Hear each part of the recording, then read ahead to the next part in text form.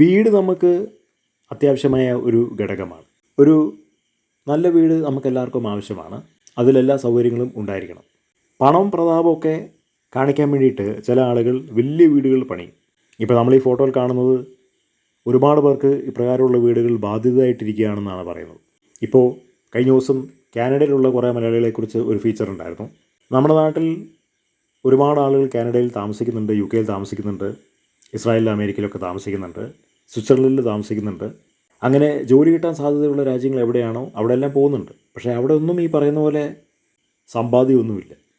നമ്മുടെ നാട്ടിലെ മലയാളികൾ അധികം സ്വയംഭോഗികളായതുകൊണ്ട് അവർ ഒന്ന് വിദേശത്ത് പോയി വന്നു കഴിയുമ്പോൾ തന്നെ വലിയ യമണ്ടൻ വീടങ്ങ് പണിയും. ലക്ഷങ്ങൾ വിലമതിക്കുന്ന കാറുകളങ്ങ് എടുക്കും. അത് മുഴുവൻ EMI ആണ്. എന്നിട്ട് ജോലി കയ്യിൽ നിന്ന് നഷ്ടപ്പെട്ട് കഴിയുമ്പോൾ അവർ ആകാശത്തോട്ട് നോക്കിയിരിക്കും. അങ്ങനെയുള്ള ഒരുപാട് കുടുംബങ്ങൾ കാനഡയിൽ നിന്നാണ് പറയുന്നത്. കാരണം വിദേശത്തുള്ള ജോലി ഗ്യാരണ്ടി വാറണ്ടി ഇല്ലാത്ത ജോലിയാണ്. നമുക്ക് അത് കയ്യിൽ നിന്ന് പോകാനുള്ള സാധ്യതയുണ്ട്. അതുണ്ടാവാതിരിക്കാൻ ഇപ്പോൾ മലയാളികൾ എന്താ ചെയ്യുന്നത് പറഞ്ഞാൽ ചെറിയ വീടുകളും ഫ്ലാറ്റുകളുമാണ് പണിയുന്നത്. അതാകുമ്പോൾ ചിലവ് കുറവാണല്ലോ. ഒരു വീട് നമ്മൾ എത്ര ഭംഗിയായിട്ട് പണിഞ്ഞാലും എത്ര ലക്ഷം രൂപ മുടക്കി പണിഞ്ഞാലും അത് വിൽക്കാൻ പോകുമ്പോൾ നമുക്കതിൻ്റെ മൂല്യമൊന്നും കിട്ടത്തില്ല. സ്ഥലത്തിന് വില കിട്ടും, പക്ഷേ വീടിന് കിട്ടില്ല. കാറ് പോലെയാണ്. കാറ് 50 ലക്ഷം രൂപയ്ക്ക് വാങ്ങിച്ചു കഴിഞ്ഞാൽ വിൽക്കുമ്പോൾ 40 ലക്ഷത്തിനോ 20 ലക്ഷത്തിനൊക്കെ വിൽക്കാനേ പറ്റത്തുള്ളൂ. നമ്മൾ വാങ്ങുന്ന വിലയേക്കാട്ടും കൂടുതലായിട്ട് ആരും ആ കാറിന് വില തരത്തില്ല. അപ്പോൾ കാറിനും വീടിനും ഒരുപാട് നിക്ഷേപിക്കുന്നത് മടയത്തരമാണ്. കാരണം അതിൻ്റെ മൂല്യം നമുക്ക് തിരിച്ച് കിട്ടുന്നില്ല.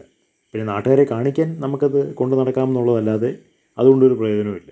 ഭൂമിയിൽ നമ്മൾ നിക്ഷേപിക്കുന്നത് പോലെ വീടിനും കാറിനും ഇൻവെസ്റ്റ് ചെയ്യുന്നത് ഒരു പ്രയോജനം ഉണ്ടാകുന്നില്ല. കാരണം നമുക്ക് ഒരിക്കലും തിരിച്ച് കിട്ടില്ല. റീസെയിൽ വാല്യൂ ഇല്ലാത്ത കാര്യങ്ങളാണ് ഇത് രണ്ടും.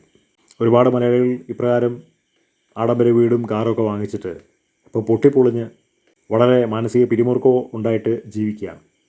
ഇത് വെറുതെ പറയുന്നതല്ല, അപ്രകാരമാണ്. എല്ലാവരും പണക്കാരെ പോലെ ജീവിക്കാനുള്ള ശ്രമം നടത്തിക്കൊണ്ടിരിക്കുകയാണ്. ഈ ലോകത്തിലെല്ലാവർക്കും പണക്കാരെ പോലെ ജീവിക്കാൻ കഴിയുമോ? എല്ലാവർക്കും പണക്കാരെ പോലെ ആകാൻ കഴിയുമോ? ഒരിക്കലുമില്ല.